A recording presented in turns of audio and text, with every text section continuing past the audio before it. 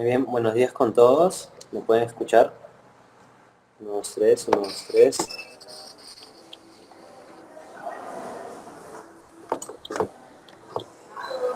Hola, Hola, ¿cómo Hola, estás? Meli, ¿cómo estás? Qué gusto verte. Bueno, vamos a empezar con los que estamos. Somos 6. Y seguramente ya más chicos se van a ir conectando conforme vamos avanzando para cumplir el horario. Ya estoy. Bueno, ante todo agradecerles a los chicos que se han conectado. Está David, Yair, está Omar, y tú Anastasia dice, ¿no? ¿Es Anastasia No, o Amelie? es solamente en su celular, porque Ah, el ok. mío es un poquito roto. Ah, ok. Bueno, el día de hoy vamos a hablar y resolver algunas dudas sobre la sesión 7 y 8 que son sesiones muy importantes y algunas tienen conceptos y bueno, información muy metodológica, ¿no? Que de hecho que es un proceso poder entenderlo, es un proceso poder entender y aplicar estas herramientas. De hecho se relacionan a otras metodologías que puede haber en Francia, en Suiza, ¿no? Cada uno tiene un alcance diferente, pero bueno, vamos a analizar los temas en base a lo que hemos estudiado nosotros. Muy bien, ahí está, se está conectando también Martín. Hola chicos, ¿cómo están? Hola Adrián, hola Martín.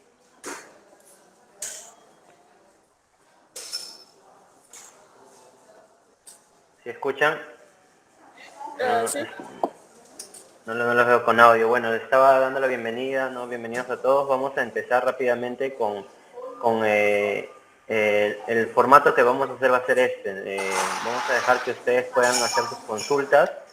En el caso de que no haya consultas, nosotros pues, pasamos a tomar o a reforzar algunos temas que creemos que son importantes para ustedes, ¿no? Y sobre todo que sean los temas más aplicativos, de mayor importancia y también pues que van a llegar en el examen, que principalmente son estas sesiones.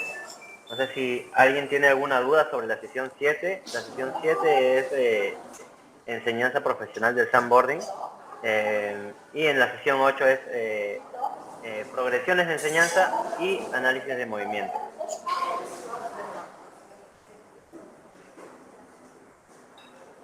Si es que alguien tiene alguna pregunta en específico, ya todos han llegado a esta sesión.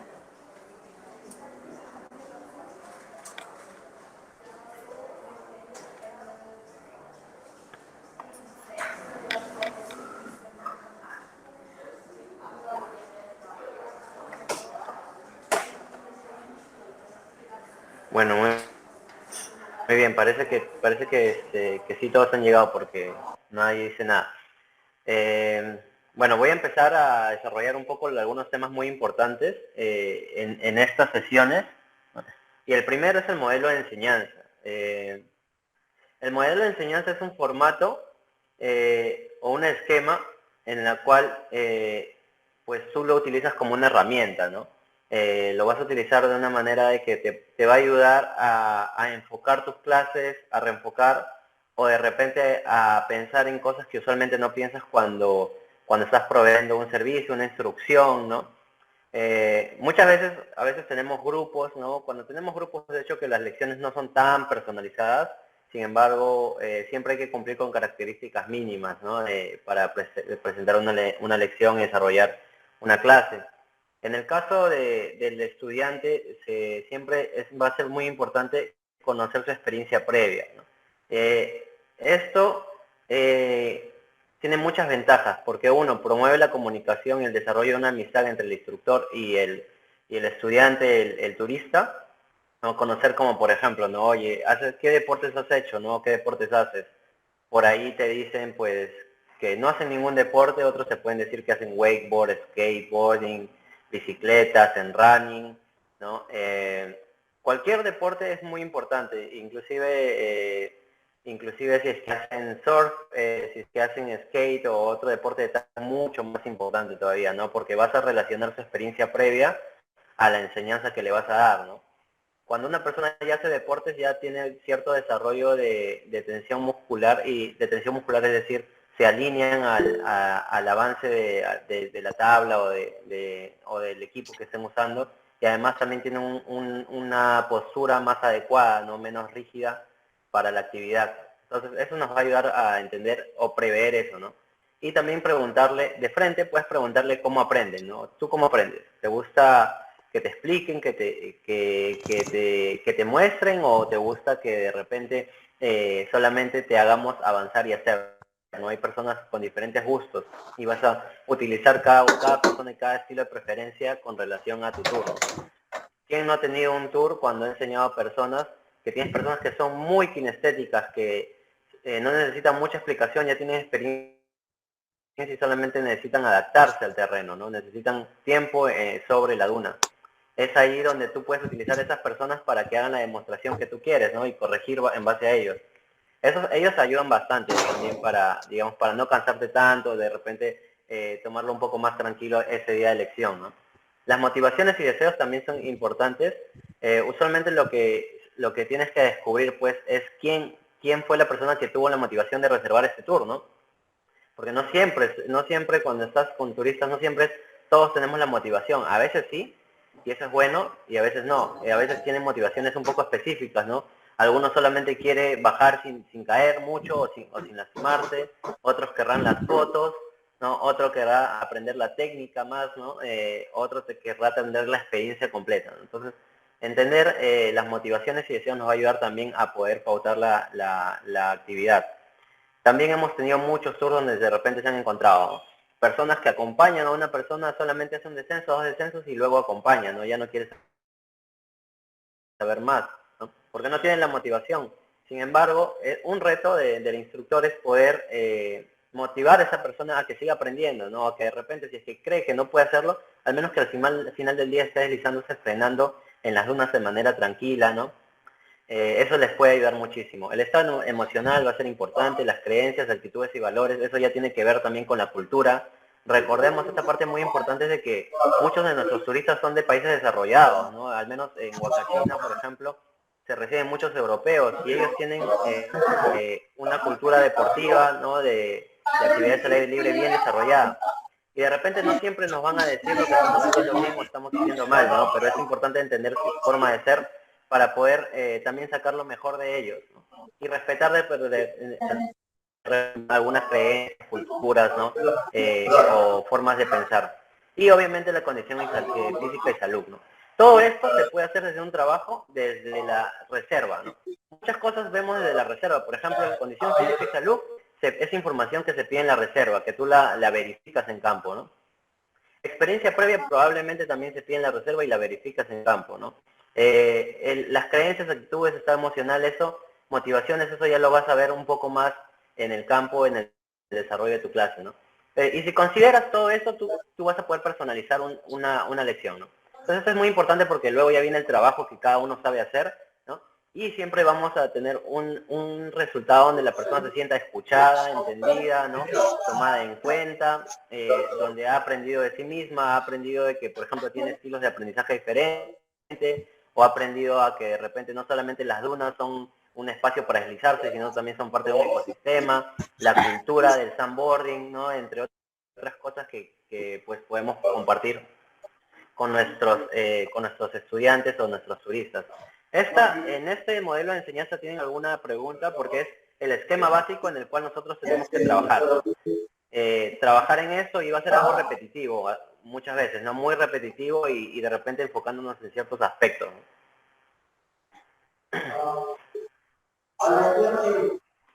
¿Hasta ahí alguna pregunta, Omar, Yair? ¿Todo claro de repente? O Adrián, ¿algún ejemplo que nos puedan comentar con relación a su experiencia que hayan tenido donde pues han conectado bien con el estudiante, ¿no? Y esa conexión, esa comunicación les ha ayudado a desarrollar mejor una lección? Hola Aldo, todos, buenos días. Buenos días, Adrián. Nada más un comentario, yo tengo pues algo, poca experiencia, pero yo tengo experiencia como pues dando clases como semi-instructor. Eh, en estos momentos o en estas clases que yo he dado sobre la marcha vamos viendo cómo va evolucionando el alumno. Si vemos que ya tiene experiencia en snowboard, si vemos que ya había ido a practicar sandboard, pues vamos incrementando un poquito el nivel. Eso lo vamos haciendo sobre la marcha. Eh, de hecho, estaba más encaminado mi comentario a una pregunta. ¿Deberíamos hacer un pequeño test o algún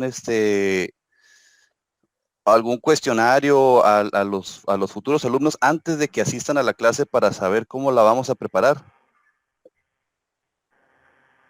Am, sí, o sea, hay información que pides en reserva, ¿no? Y cada quien va a variar, porque cada quien tiene un enfoque, ¿no? Por ejemplo, nosotros en Desert pedimos información sobre su experiencia previa, ¿no? Y su nivel de desempeño. Por ejemplo, ¿tienes experiencia previa? Sí, pero ¿a qué nivel? ¿Eres principiante en la nieve o eres intermedio, eres avanzado? ¿No? Esa información para nosotros es importante, pero no es, digamos, no la terminamos de tomar como un hecho, ¿no? Sí, es avanzado, porque mucha gente, eso ya es criterio y que lo validas en el campo, ¿no? Mucha gente puede tener experiencia en snowboard, pero no tiene técnica adecuada, ¿no? Ha aprendido, siempre ha ido a la nieve, pero nunca ha tomado una lección, entonces tienen malos hábitos, ¿no? Que terminan Incorrecto. cansándolos, terminan haciendo que sobregiren, ¿no? Que pivoteen de más. Eso ya lo ves en sobre la marcha y, por ejemplo, nosotros sí pedimos esa información, pedimos talla en centímetros, talla de pie, peso, la experiencia previa y alguna condición médica que vamos a ver. Después de eso no le pedimos más por tratar de hacer también la información un poco suave porque desde ya tenemos que pedirle mucha información, ¿no? Además también le pedimos pasaportes, sus nombres completos y nacionalidad.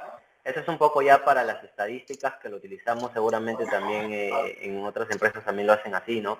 Piden cierta información y de repente piden más también, ¿no? Pero nosotros hasta ahí con eso ya luego es el trabajo del instructor, ¿no? El instructor desde el momento que ve a la persona lo está analizando, ¿no? Está viendo, ok, quién es el más extrovertido, quién parece más confiado, quién parece más tímido, con quién voy a trabajar más, ya desde ya estás dándote cuenta, ¿no? Con quién voy a trabajar más, con quién tengo que comunicarme más para que se alinee o llegue digamos, al desempeño que los otros tienen. Vamos a ir en la marcha también tomando esas decisiones, ¿no? Y esa toma de decisiones es muy importante, ¿no? Porque ¿a quién no le ha pasado que hemos tenido un problema de comunicación en una lección donde en verdad que al final no te has sentido bien porque sabes que no lo has hecho bien, ¿no? Sabes que pudo mejorar eso y por un tema de comunicación previa de repente que no dijiste algo no quedó claro, o simplemente las expectativas de la persona no se relacionaron a lo que vio o a lo que vivió, ¿no? Terminamos con una experiencia un poco agria, ¿no? A mí me ha pasado varias veces, ¿no? He tenido una niña que hizo sandboarding, se cayó una vez y nunca quiso salir del carro de nuevo, ¿no? Se engrió porque estaba su mamá ahí y estaba su familia y yo no hubo nada que pueda hacer para sacarla, ¿no? O sea, eso fue, para mí resultó como que frustrante porque yo como instructor quiero trabajar con sus emociones, ¿no? Y tener la oportunidad de repente hacerle una actividad más sencilla para que ella tome confianza y se desarrolle, pero no quedó, ¿no? Y después tuve un turista que estaba haciendo esquí que le parecía muy empinada las dunas, ¿no? Y no por él, sino por su mamá que estaba haciendo sandboarding, pero su mamá esquí, pero su mamá no se estaba quejando, entonces al final fue porque el chico estaba mal del estómago y tenía problemas, tenía calentura, ¿no? Entonces estaba viéndolo todo mal, ¿no?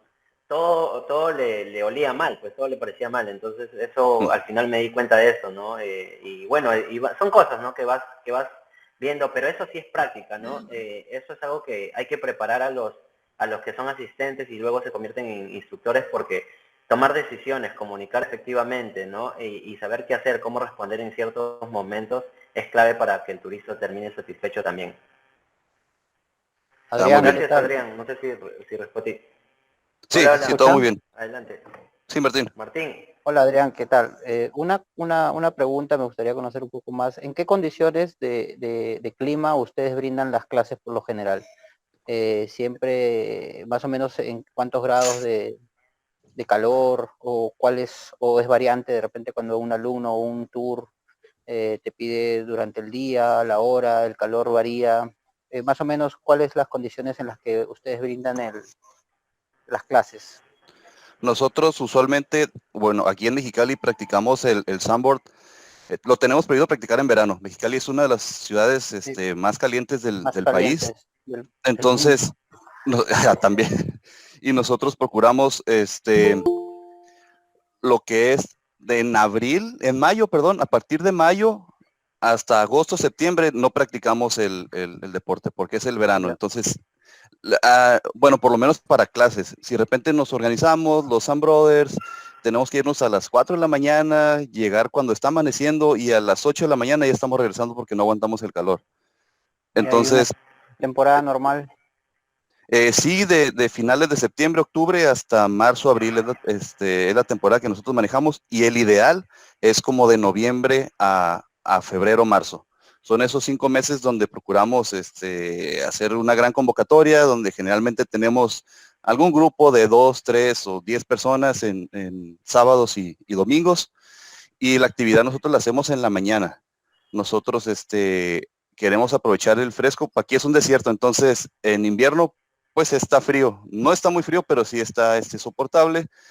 Llegamos cuando ya salió el sol, practicamos y ya al mediodía, más tardar, ya estamos regresando porque ya el sol empieza a hacer sus estragos, ya la arena está más floja, la gente está cansada y ya nos retiramos. Ya, ya, sí te preguntaba eso porque también una de las condiciones que a veces, una de las decisiones y también, bueno, que nos pasa en Huacachina, que por lo general cuando un viajero quiere hacer el deporte y la única opción por su itinerario de viaje o condiciones o disponibilidad es que lo necesita hacer en un horario que es muy caliente, ¿no? En esas condiciones, por ejemplo, para nosotros la rutina normal es aproximadamente entre 2 horas o hacerlo todo en buggy o de repente una partecita muy ligera haciendo el test de tabla, etc. Pero hay en una etapa en donde el calor y las condiciones del clima influyen mucho en la decisión en la que tiene que tomar el instructor, porque hay muchas veces hay que escuchar mucho al alumno. El alumno te va a dar indicios, por ejemplo, de fatiga, ¿no? Y ya no va a estar, no porque no quiera, sino porque ya está fatigado por el calor. Entonces, si por parte y por parte del estudiante recibes una observación, pues que descanse, o sea, no que descanse, o sea, puede causarle mucha fatiga y bueno, en nuestro caso en Huacachina por lo general regresamos ya a la escuela después de haber realizado pues sí algunas bajadas, ¿no? Pero el calor hay que tomar mucho en cuenta eso en algunas condiciones de fatiga, ¿no? Del alumno que se siente fatigado, ¿no? Entonces, es una observación, por eso quería saber más o menos el tema de Mexicali, porque sé que mucho calor y también eso podría influir más adelante en lo que ustedes estén pensando, pues, ¿no? Bueno, sí, eso. Sí, Aldo, gracias, Adrián, Gracias, gusto Martín. escucharte. Gracias. Qué bueno, Gracias, qué Aldo bueno. Martín. Acá en Lima trabajamos de horario de mañana y tarde durante casi todo el año, pero la mañana suele ser muy difícil en el invierno, ¿no? En el invierno porque suele ser húmedo casi todas las dunas, ¿no? Acá en Ancón sí tenemos dunas que no se mojan mucho por la parte de adentro porque hay unos cerros que tapan eso, hay unas lomas, pero es difícil de acceder a ese lugar, ¿no? En Chilca sí es muy mojado, ¿no? Nosotros hemos hecho tours mojados, con la arena mojada, ¿no? Que tú la tocas y se te moja la mano, ¿no? Sí, ha sido bien difícil, ¿no? Inclusive tengo un amigo Rafa que también atiende en Chilca y él cuando tiene tours mojados, días mojados, pues hace que la gente ya no hace sandboard, sino hace sesión de fotos, ¿no? Los hace saltar, lo varía, ¿no? Entonces eso ya también es un tema del manejo que tienes, ¿no? Porque de todas maneras tienes que entregar una experiencia, ¿no? Al final nuestro trabajo va por ahí, ¿no? O sea, de siempre proveer una experiencia positiva. Bueno, ¿hasta ahí alguna pregunta con el modelo de enseñanza del sandboarding? Eso está basado al modelo de enseñanza del snowboard de Estados Unidos, ¿no? Y es termina siendo una fórmula, ¿no? Estudias instructor aprendizaje, ¿no? Y si falta algo de eso, nos damos cuenta, pues tenemos que reenfocarnos y ver qué no estamos haciendo. ¿Alguna pregunta ahí? Muy bien, entonces pasamos al ciclo de enseñanza. No me voy a estallar mucho acá porque es un ciclo muy sencillo. muy básico, pero creo que una de las cosas que, bueno, las ideas claves que de repente pueden ayudar a que mejoren es, por ejemplo, entender que es una práctica guiada, ¿no? Una práctica guiada significa que el instructor introduce un tema, habla sobre el tema, lo explica, ¿no? Puede ser verbal, visualmente, ¿no? Y después invita a las personas a que lo hagan, pero los guía, ¿no? Está en su apoyo, está haciendo siempre un trabajo de asistencia al turista, ¿no? Lo que no puede hacer un instructor es desentenderse y relajarse, ¿no? Decir, ya que lo hagan, ¿no? ¿Por qué? Porque pierdes información y, por ejemplo, análisis de movimiento muy importante que le puede ayudar a la persona a mejorar, ¿no? Entonces, en nuestro caso, siempre debemos estar siempre atentos, ¿no? A la práctica guiada para apoyarlo, ¿no? Y darle el feedback adecuado. Chequeo de entendimiento se refiere, y esta parte que de repente es algo que no hacemos mucho, y también me he incluido muchas veces, a veces explicas algo y dices, ya vamos, ¿no? Por la misma premura, ¿no? Pero pedirle a las personas que de repente expliquen lo que has demostrado, que le explique al otro, ¿no? Que respondan entre ustedes, conversen y concluyan qué se ha explicado o que lo demuestre. Es de esa forma hace que las personas hagan un trabajo de pensamiento, ¿no? Voluntario y que ellos puedan entender las cosas que tú les estás preguntando, ¿no? Recuerden, siempre es muy importante ser partícipe de las personas de los procesos, ¿no? Y concluir y resumir la experiencia. Creo que esta es clave y que casi no siempre se hace, ¿no? Al terminar el día, muy bien chicos, el día de hoy hemos aprendido nuestros movimientos del cuerpo, no hemos aprendido que tenemos una cadera y que podemos usarla, ¿no? Que tenemos tobillos, hemos aprendido sobre el ecosistema del desierto, ¿no? La característica del desierto donde nos ubicamos, la importancia del desierto, hemos aprendido también a vencer nuestros miedos, ¿no? Felicitaciones, ¿no? Ese momento es muy importante porque hace que la persona reaccione y diga, oye, de verdad, he aprendido todas estas cosas y ni siquiera me he dado cuenta, ¿no?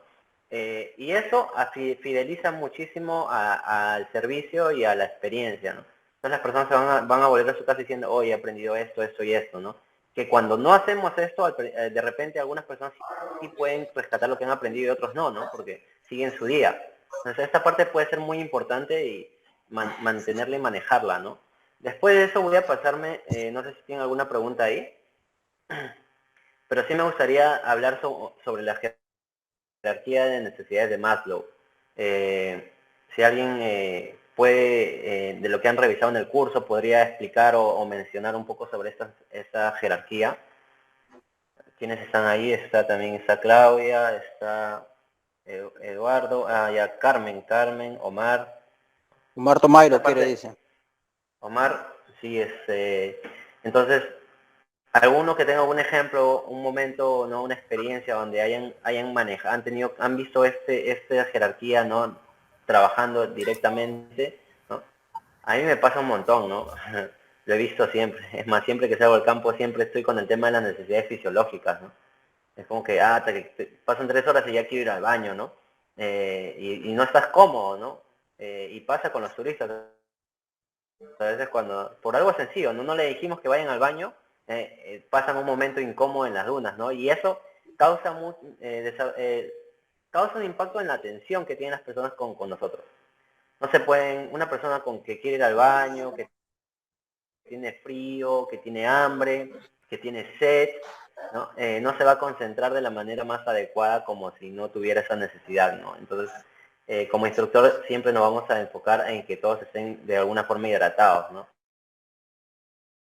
Y sobre todo si es que vamos a hacer alguna actividad de sandboarding, por ejemplo, siempre hay una parte donde entrenamos, ¿no? Muchos de nosotros manejamos un área muy sencilla, muy básica para que los chicos entrenen y a partir de ahí a llevarlos a las dunas más empinadas, ¿no?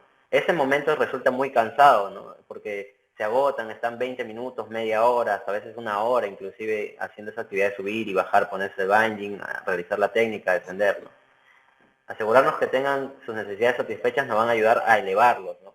Ninguna persona va a querer, por ejemplo, avanzar más en el sandboarding, llegar a una etapa de autorrealización, es decir, no, yo me he bajado esta dunaza, ¿no? Que me he bajado la dunaza más grande, o una de las dunas más grandes de Huacachina, toda una experiencia en Perú, ¿no? Si es que tiene hambre, ¿no? Si es que tiene sed, ¿no? O sea, no la va a vivir igual. Y eso es algo muy sencillo, pero que a veces si es que no lo entendemos, no vamos a poder elevar a las personas al nivel que queremos, ¿no? Y si nosotros elevamos a la persona al nivel de autorrealización, que no significa una autorrealización que tiene una carrera, una maestría, ¿no? Significa que ha llegado un momento de éxtasis, un momento en el cual se ha conectado, ¿no? Con ese instante en el cual ha sentido que ha vivido el momento, ¿no? A todos nos pasan cuando, como estamos en aventura, nos pasa que siempre tenemos esa sensación, ¿no? Que siempre nos motiva a seguir haciendo esto. Entonces, elevar a las personas a ese nivel va a ser importante, ¿no? De repente la parte en que más nos enfocamos en aventura, y es un tema coyuntural, también es de la seguridad, ¿no? Todos nos enfocamos a que el servicio sea seguro, ¿no? Que no haya riesgos y eso es, digamos, hay un gran enfoque, ¿no? Nosotros ya como profesionales en esto, y muchos de ustedes tienen bastante experiencia, ya conocen el tema del buen equipamiento, ¿no? Asegurar el binding adecuadamente, que no se vaya a salir ninguna correa, tener la bota adecuada, ¿no? Un casco, ¿no? Mínimamente ya bandana, algunos están usando, ¿no? O lentes también de repente. Bueno, eso va a ser muy importante para ellos, ¿no? Y la seguridad tampoco tan solo no va con el equipo, sino también va con la presencia y lo que demuestra un instructor, ¿no? A veces nos encontramos con instructores que no parecen instructores, ¿no? O sea, están con shorts o de repente están con una camiseta, ¿no? Cualquier cosa, pero de repente no tiene algo que lo distinga, ¿no? Por eso una camiseta manga larga o de repente una simbología que muestre al instructor también va a decir mucho la seguridad, ¿no? También con relación a su trato. Y la seguridad, acá hay una parte muy importante, ¿no? Que ninguna persona va a estar segura contigo si es que tú no te comunicas o te has conectado con ella, ¿no? Es más, si una persona no se conecta contigo y hace lo que quiere, ¿no? Va por su lado, eso es un factor de riesgo muy grande, ¿no? Porque esas personas son al final las que se convierten, o bueno, las que causan incidentes. A mí personalmente, no sé cómo les pasa a ustedes, que esta es una pregunta que la abro, es cuando tengo un turista que ha hecho snowboard, y no he hecho mucho snowboard, pero regular snowboard, a ellos me preocupan más, ¿no? Porque sé que quieren quieren ir a la velocidad de la nieve, quieren correr como la nieve, ¿no? Y no se dan cuenta que la fórmica es un factor muy, muy limitante, ¿no? En el tema de la flexión de la tabla y eso, y terminan rompiendo la fórmica, ¿no? Por muchas razones. Entonces, a ellos, por ejemplo, nos hacen trabajar muchísimo los que hacen ya snowboard, ¿no? Y que vienen con una actitud de que quieren cortar la duna hasta abajo, ¿no? Y quieren correr todo el terreno posible, ¿no? Inclusive una vez tuve dos turistas de Canadá que vinieron y ya tenían experiencia, 10 años haciendo snowboard cada uno, se la pasan los inviernos haciendo snowboard, no tienen la mejor técnica porque no han llevado muchas lecciones, y al final cada uno rompió una tabla, pues una fórmica, ¿no? Menos mal que llevé extra porque sabía. Y es un tema, ¿no? Que a veces te escuchan, a veces no, pero no solamente por escucharse rompen fórmica, ¿no? Sino que al momento de frenar, ¿no? Cuando tienen el peso en el pie delantero, levantan el talón y ¡pum! Se quiebra la fórmica, ¿no? Eso ya lo hemos visto bastante, ¿no? Y pasa un montón, ¿no? No sé qué me pueden decir ustedes con relación a seguridad, ¿no? O estas necesidades de la jerarquía de necesidades de Maslow.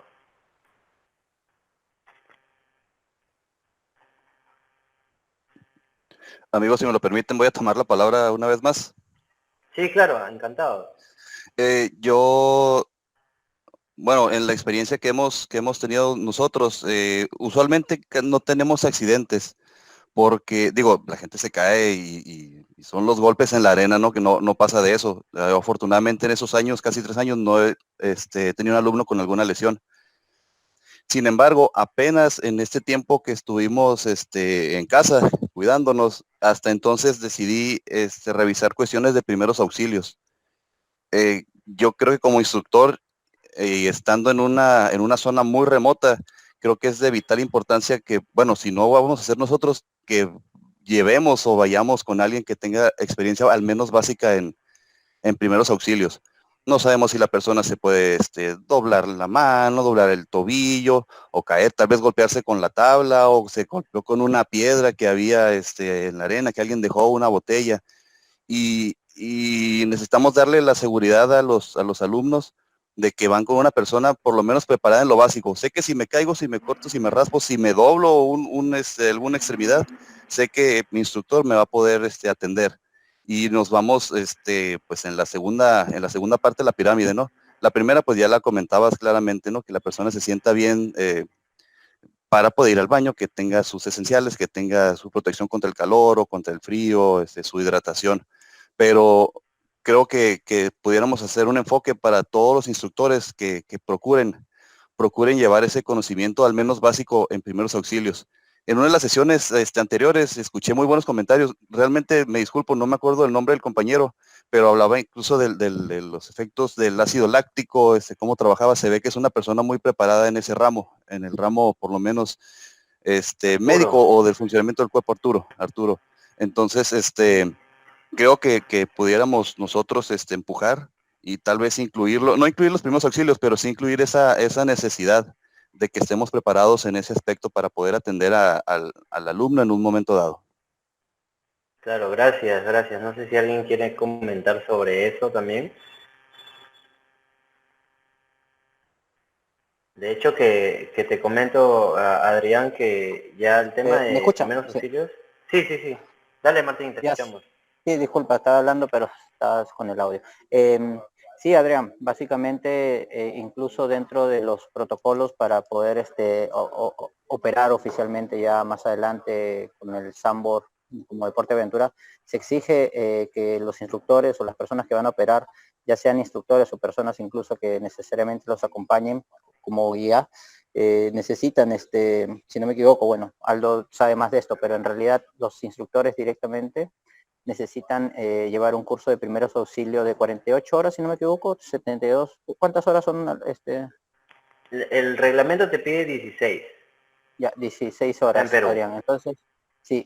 Entonces, básicamente, posterior a eso, puedes hacer una capacitación privada, como lo hemos hecho en Huacachina, con los alumnos, pero existe mucho la experiencia personal, ¿no? Como atletas, como deportistas, uno siempre ha tenido los accidentes o ha estado presenciando también algunos.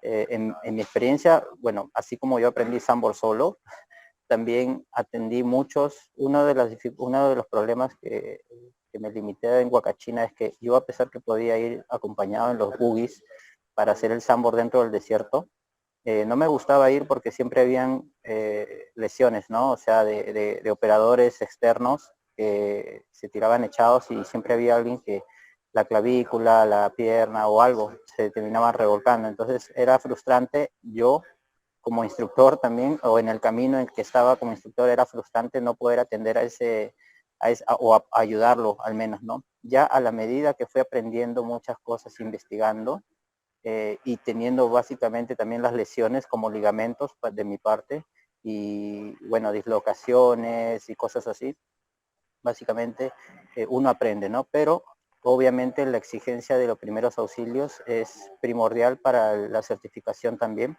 de instructores y sobre todo también, como le digo, la primera parte en donde tú puedes evitar accidentes, por ejemplo, en los niños y en los snowboarders que vienen a hacer, ¿no? Sobre todo los niños. Los niños es una parte principal porque los niños no conocen el peligro, no han tenido muchas experiencias drásticas de peligro o de lesión, ¿no? Son más flexibles, son más elásticos, no son tan propensos al peligro de una caída y les duele rápido, en cambio un adulto sí.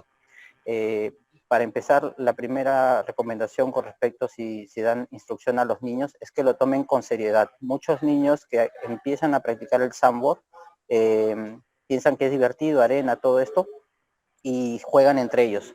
Pueden chocarse, pueden asustar uno al otro como que si lo va a chocar y al final lo choca, o le quiere raspear la arena con la tabla y al final lo choca con la tabla. Entonces tomar muy en serio, transmitir desde mi punto de vista, es transmitir la seriedad del deporte y la disciplina con la que el instructor puede transmitir esa responsabilidad. Y con los snowboarders también. Con los snowboarders muchos piensan, es fácil, sí. Entonces, eh, las, las lesiones más tontas, a veces se podría decir así, son las que ni siquiera son con velocidad, o son las que al final terminas frenando o tirándote de chacota a veces y te caes mal y cosas así, ¿no? Bueno, son situaciones en las que en primera instancia es transmitir qué tan serio y tan profesional es el deporte, en realidad, que en realidad estás siendo profesional, eres un profesional en el deporte para poder realizarlo. Y yo me he molestado muchas veces con algunos snowboarders, gritado, o sea, tienes que tener tu posición como instructor. Eres un profesor prácticamente de un kindergarten, hazte la idea, porque no sabes el nivel en el que están cada uno de tus alumnos, prácticamente en la arena. Por más que hayan hecho snowboard, porque los padres, cuando tú vas al kindergarten, te enseñan a leer, a ponerte el zapato, pero el profesor no sabe nada de eso, cuál es tu nivel, lo ves en la cancha. Te pueden decir, sí, yo sé hacer esto, ok, ya, pero tienes que asumir de que no saben completamente nada, o sea, que están en cero y que tienes que poner ese respeto de que el profesor tiene que verlo, ¿no? Con sus propios ojos. Entonces, principalmente esa ha sido una de las bases para evitar los accidentes, y ya cuando sucede, pues es lo básico, ¿no? Los primeros auxilios, ¿no? Y pueden haber reincidencias, puede haber una lesión de lo que le ha pasado ahorita a Sergio, particularmente, él tiene una lesión de clavícula, ¿no?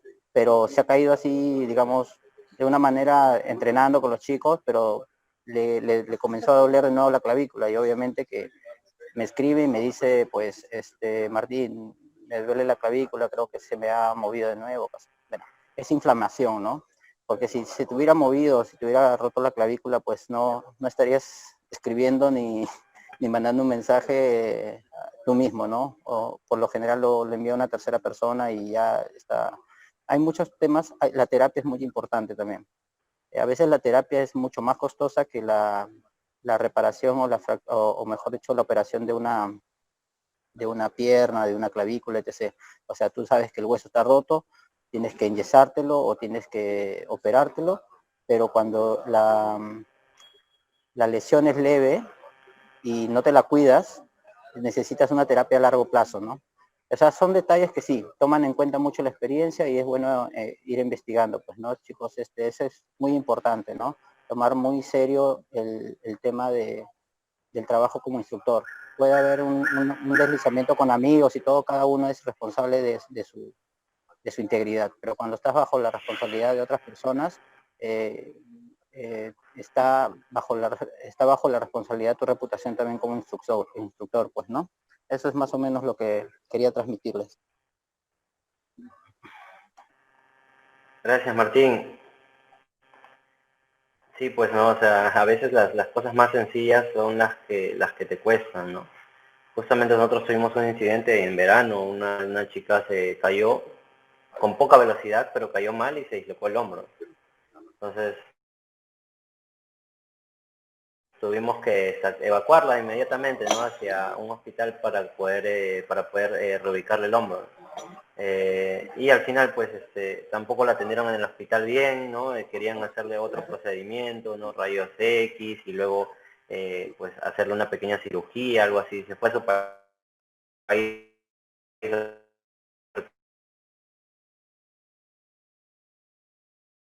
final y allá, pues, con un huesero local, ¿no? Se la acomodó. Pero bueno, la cosa es que estábamos listos para tomar la decisión, ¿no? Quedarnos, evacuar, en qué momento, ¿no? Y estas cosas. Entonces, el curso de primeros auxilios es muy importante, es bueno educarse en eso, hay un montón de información en internet sobre estas cosas que ya te puedes ir educando, ¿no? Les recomiendo que busquen sobre todo el contenido de zonas agrestes y ahí te sale muy bien la aplicación de primeros auxilios en espacios naturales, ¿no? Que es totalmente diferente a la atención prehospitalaria en ciudad. Muy bien. ¿Alguien más tiene algún comentario sobre esos temas? Si no, para ir pasando a la sesión 8, que es una sesión tiene un tema muy interesante, dos temas muy interesantes, progresiones de enseñanza y análisis de movimiento. ¿Alguno que tenga algún comentario o consulta? Omar Tomario está acá haciendo una pregunta, dice, hola, buenos días, parece que no me escuchan, opinión, si tengo un grupo de 5, ¿no? Lo mejor sería observar y clasificar a los más que conocen el deporte o asimilen para poder enseñar al que está con problemas de aprender y darle más atención y así evitar caídas. Bueno, él lo que se refiere es que detectar, claro, las capacidades y habilidades de las personas que necesitan más atención, pues, ¿no? Obviamente, pero obviamente, por otra parte, no descuidar los otros, ¿no? Que pueden creer o asumir que lo están haciendo bien, porque un descuido puede también perjudicar a los otros, ¿no? Por lo general, quien está con menos capacidades es más preventivo, tiene más miedo a seguir un paso, un siguiente paso al que el instructor no le diga. Entonces, nunca descuide, claro, para que viva la experiencia y pueda aprender hay que dedicarle más tiempo a la persona que que tiene menos capacidades y habilidades, pero no descuidar la atención de los otros, ¿no? Eso es importante. Y un punto muy importante es que cuando están enseñando, nunca bajen ustedes y observen desde abajo. O sea, si van a operar, nunca digan, ok, mira, háganlo así, boom, y ustedes llegan hasta abajo, hasta el medio, mientras que los otros están en la cima y empezando. Y la dificultad para que un instructor acuda a una incidencia va a ser mucho peor desde abajo que desde arriba. Es muy importante eso. Y lo otro, en cultura general con respecto al deporte, y es una recomendación también que les digo, menos mal que lo mencionó Aldo, es que en Latinoamérica, lamentablemente, la cultura deportiva es muy pobre. ¿Y qué es lo que van a querer las clínicas, los hospitales y los doctores? Es operar al lesionado. Así tenga una pequeña cosita, lo van a querer operar o van a hacer una pequeña fisura. ¿Para qué? Para cobrar el seguro, chicos. Eso es muy importante. Siempre es importante, sobre todo en lugares donde hay menos avance tecnológico y de capacidades en función a la medicina y el seguro de salud, por ejemplo. Por lo general, todo doctor les va a decir que hay que operar, siempre. Así que nunca un extranjero va a querer operarse y obviamente claro, si tú ves un hueso salido, obviamente hay que operar, pero si no ves un hueso salido o un sangrado, porque depende de dónde es la lesión, si te duele la costilla, obviamente puede haber un sangrado en el pulmón, ¿cómo será? Si la costilla está metida, puede haber conectado con el pulmón, puede estar sangrando, se te forma un hematoma, bueno, eso lo ven los doctores. Si te dan el diagnóstico, ¿no? De que sí te ha roto, el hueso está ahí, ha chocado con el pulmón, etc. El pulmón es muy delicado, pero cuando se trata de muñeca, brazo, clavícula, tobillo o tibia, por lo general son fisuras y se curan con descanso. Lo ideal son 3 meses. Los doctores, como le digo, por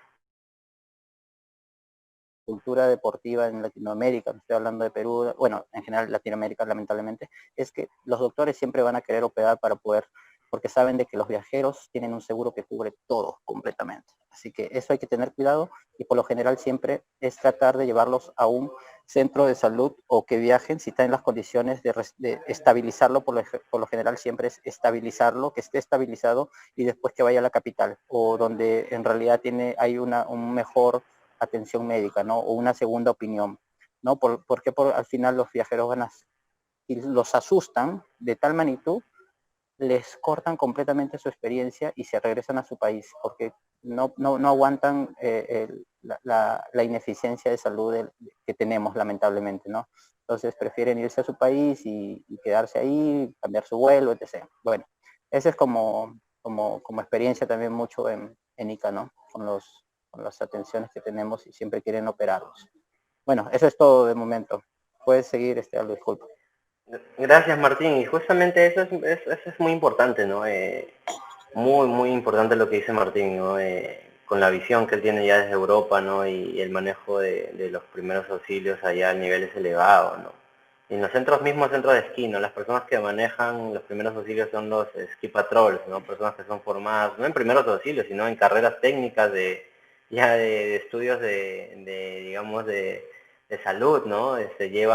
Pues son rescue, son rescatistas, ¿no? Y su nivel es muy elevado.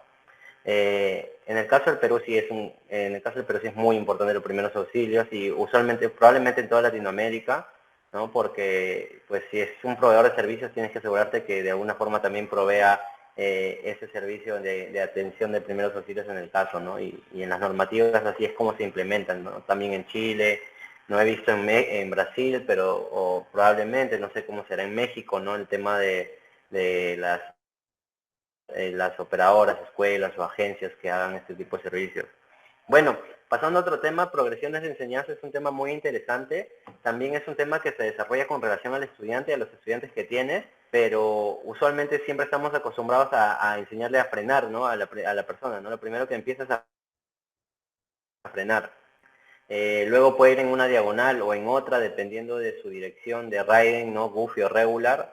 Va a variar también eso con los principiantes, porque a veces cambian de opinión, se sienten más cómodos de un lado para otro, ¿no? También tenemos los giros en J, que es una progresión muy, muy interesante, que ayuda a la persona que a que tome un poco de velocidad, no vaya de frente y luego empiece a girar en diagonal y termina como en su posición de frenado. Esa es una actividad muy importante, se utiliza bastante torsión de tabla para eso porque no lo haces con velocidad, no lo puedes hacer como carving, porque si lo haces como carving te caes hacia atrás, ¿no? Tienes que hacer levantando el primer pie, no el pie delantero, como habíamos explicado. Y bueno, las guirnaldas, que de repente es un término que no hemos visto mucho por acá, a ver, lo voy a tratar de poner, a ver, las guirnaldas, ¿no? Jugar con la torsión de la tabla para entrar a la línea de caída y salir, ¿no? Hacer estas sonrisas en la arena que inician a las personas hacia un giro, ¿no? La van adecuando, ¿no? En postura, en posición, ¿no? Y en el timing para poder hacer un giro, ¿no? Las guirnaldas son una parte de la progresión muy importante y cuando vean que tienen una persona que no se compromete con un giro, ayúdenle a hacer guirnaldas, háganlos que haga guirnaldas, tanto en puntas como en talones, o en frontside como en backside, y también giros en J, ¿no? Eso les va a ayudar, variando, ¿no? Para las puntas, para los talones, ¿no? Va a ser muy variado porque en una lección de sandboarding usualmente nos alcanza el tiempo para enseñarles hasta diagonal, ¿no? Y diagonal por ahí, pues, no sé, algo más, ¿no? Pero no más a veces cuando tenemos estudiantes principiantes, ¿no? Pero tenemos que estar listos para poder ayudar y asistir a estudiantes que ya saben girar, que de repente no giran apropiadamente o que giran en la nieve, pero que no giran muy bien en la arena, ¿no? Entonces eso nos va a ayudar bastante, ¿no? Combinado con movimientos de flexión, extensión y rotación del cuerpo, eso complementa muchísimo. Bueno, el tema de la progresión es muy importante en base, ¿por qué? Porque la idea es ir avanzando como una escalera, ¿no? Que no nos pasemos pasos importantes para que la persona aprenda, ¿no? Si una persona te dice, no, yo quiero aprender a girar, porque yo ya giro, o hago skateboarding, o hago algún deporte, no hago surf, y ya entiendo la dinámica, ¿no? Muy bien, bacán, pero es mejor decirle, convencerlo de que hay que ir paso a paso para llegar adecuadamente a donde quiere estar, ¿no? A donde su expectativa o motivación está. Y ahí vamos controlando estas etapas porque vamos haciendo un escalón a la vez que lo prepara para la siguiente actividad, ¿no? Freno, diagonal, hoja caída puede ser, ¿no? Se come la cera, pero la hoja caída ir de lado a lado, ¿no? Bajando en la duna también funciona. Personalmente no lo aplico mucho porque le quita mucha cera a la tabla. Prefiero que tomen una sola diagonal y se comprometan con esa diagonal, tomen esa diagonal para que lleguen más lejos, ¿no? Y tengan esa experiencia, pero la hoja caída funciona.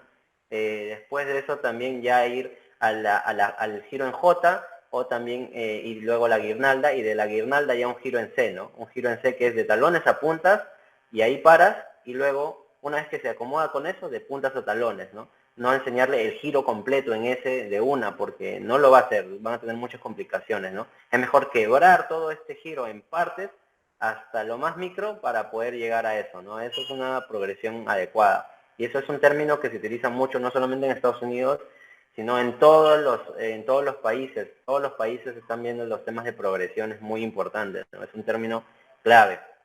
Me voy a enfocar, si alguien tiene alguna pregunta ahí, si no me voy a enfocar en el análisis de movimiento, que creo que es algo muy, muy importante, que ya lo hemos hecho, pero tenemos herramientas bien importantes e interesantes ahora.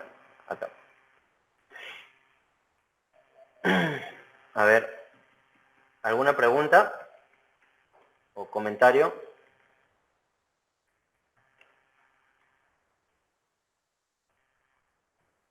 Muy bien, creo que nadie tiene una pregunta, paso. ¿No?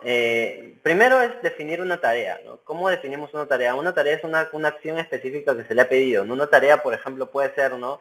Tienes una pista que tiene un cambio de angulación hacia abajo, convexo hacia abajo, ¿no? En cierta parte y se vuelve más inclinada o más empinada y luego se vuelve cóncava y se eleva, ¿no? Entonces tú le vas a enseñar ahí a la persona a hacer giros, a hacer guirnaldas, ¿no?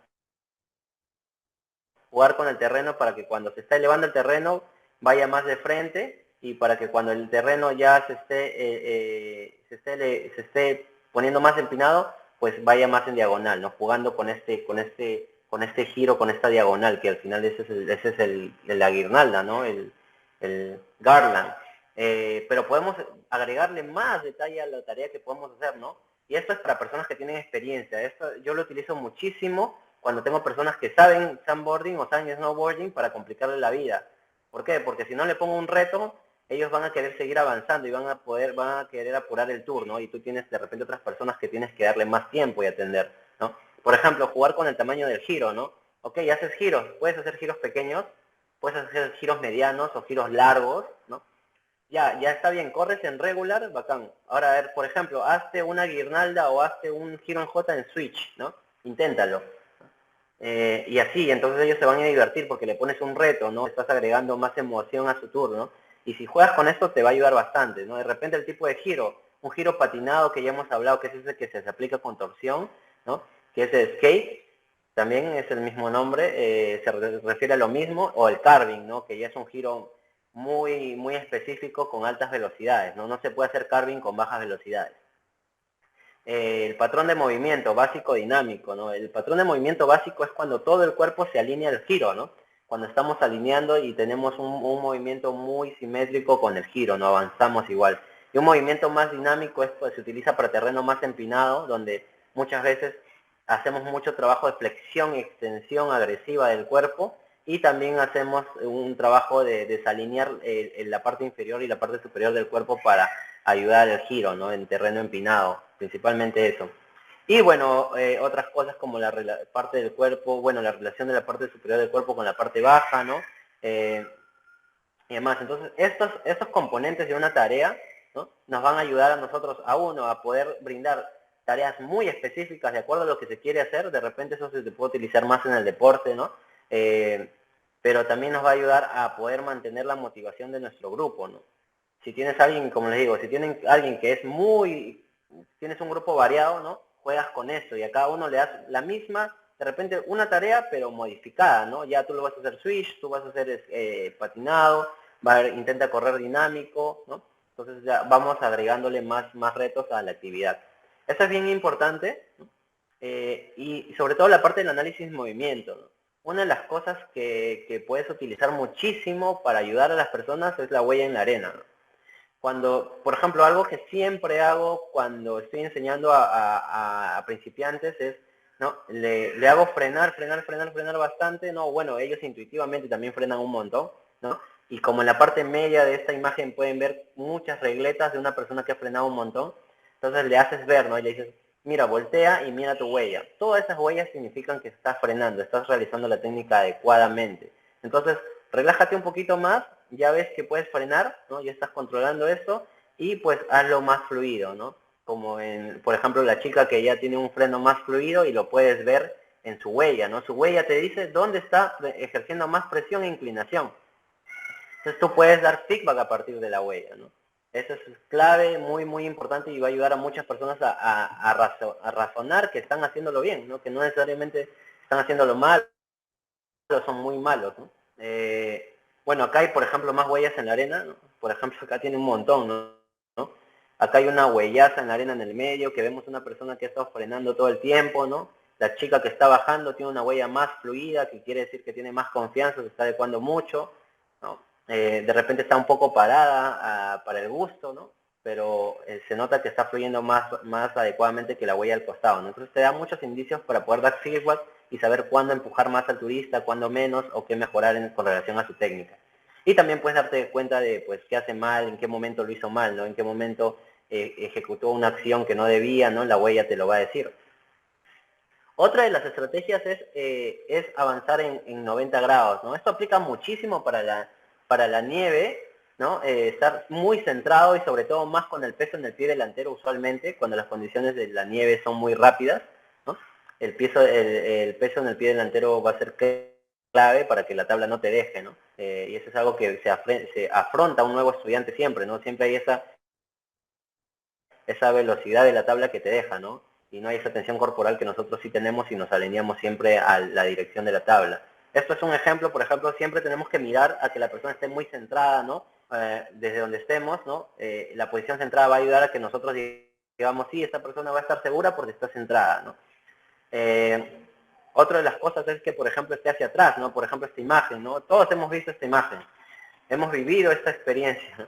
Donde hemos visto un turista que se tira hacia atrás, pero se tira de hombro y de caderas, ¿no? Y eso ya significa que la tabla lo dejó, pues, ¿no? Ya está en el piso, ¿no?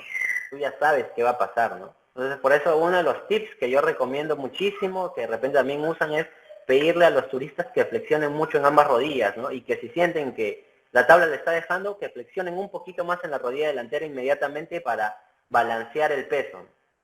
Y funciona muy bien. Otro de los tips que es que le pido que siempre su mano delantera esté en la nariz, ¿no? Tiene la nariz en la tabla y que siempre pueda mirar su mano delantera en la nariz.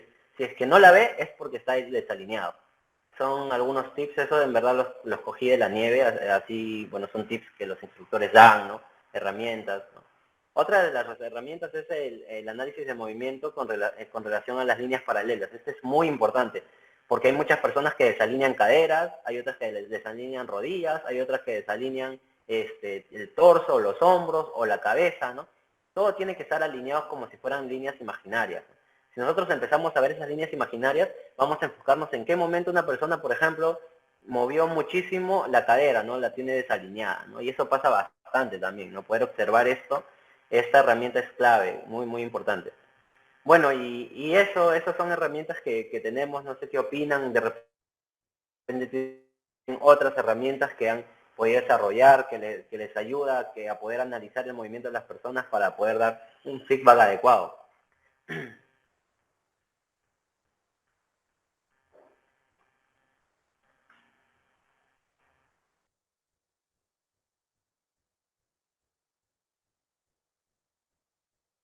¿Alguien ahí que quiera comentar? A ver, estamos con Carmen también, está Yair. Yair todavía no ha compartido nada.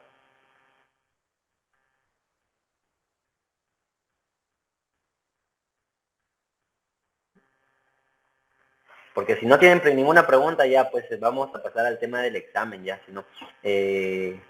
Porque la idea de esta reunión pues es resolver sus dudas, ¿no? Y si ha quedado claro,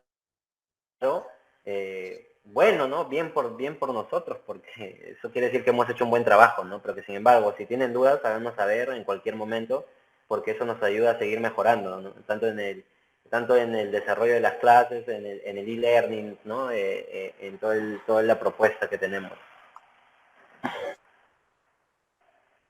Aldo, estás en la sesión 8, ¿verdad? Sí, ahorita ya estoy en la sesión 8 en la parte de análisis de movimiento. Ya. Para saber también, porque justo hubo un tema con respecto a la sesión 8, algunos decían que no figuraba el tema molesto, bueno sí, pero bueno, básicamente hay quienes, como Adrián, por ejemplo, como Pamela, creo que se basaron mucho en el video, ¿no? Y que es lo más importante porque Aldo es quien lo dirige y explica detalladamente todo. Pero de una u otra manera también se integró el PDF del curso, pero falta, como les iba diciendo, también considerar de que la plataforma e-learning está en una etapa beta, ¿no?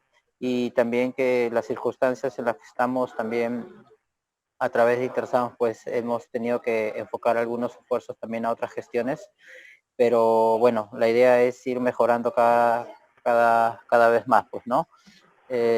Bueno, seguimos, Aldo, y para explicar un poco cómo va a ser el tema del examen, pues, y después publicarlo también Sí, oficialmente. claro. Bueno, ya pasamos bueno, ya con ese tema cerramos, ¿no? Igual, si es que alguno tiene alguna duda, algo que no le ha quedado claro, háganos saber para poder asistirlos, ¿no? El día 26, en 4 días, se va a realizar el examen. El examen lo estamos considerando, hemos conversado con Martín y el 50% del examen va a llegar de las preguntas que hemos hecho en los cuestionarios de los temas. O sea, preguntas que ustedes ya han resolvido y que ya han pensado, ¿no? Sino que las vamos a retomar. Hemos recogido 20 preguntas de ahí y las vamos a tomar de vuelta en el examen. Y otras 20 preguntas que estamos tomando ya de manera libre, abierta, ¿no? De todas las sesiones, con un enfoque más en la sesión 7 y 8, que son las más metodológicas, que son las que necesitan herramientas, de repente conceptos que sí tienen que mantener en mente para aplicarlo, ¿no? Entonces va a tener 40 preguntas y lo vamos a poner en la plataforma con Martín para que puedan ustedes en ese día del 26 poder responderlo, ¿no? Y enviar sus respuestas a través de la plataforma. Eso es Sí, con el cuestionario. sí, y aclarar que que la duración de las preguntas del examen va a tener un tiempo límite, pues, ¿no? Es lo que vamos a estar viendo y bueno, ver cómo son las condiciones para poder, como les digo, la sesión 7 y 8 es que le menciona Aldo, son las más importantes en parte teórica, ¿no? Entonces, como sabrán, pues este curso es básicamente teórico, pues no es la idea que ustedes absorban toda la parte teórica del curso de instructores y posterior a ello ya estamos coordinando con Aldo y para ver el tema del examen in situ, en temas nacionales más que todo, ¿no? En temas de cada locación de cada país. Pero como les digo, el examen va a tener una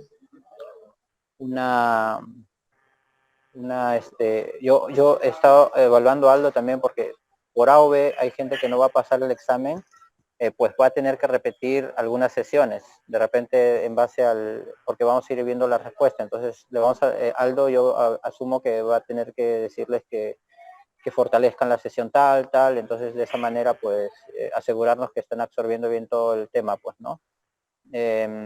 Bueno, eso ya lo definimos para el día 26 y el 29 ya es el webinar de cierre, pues, ¿no?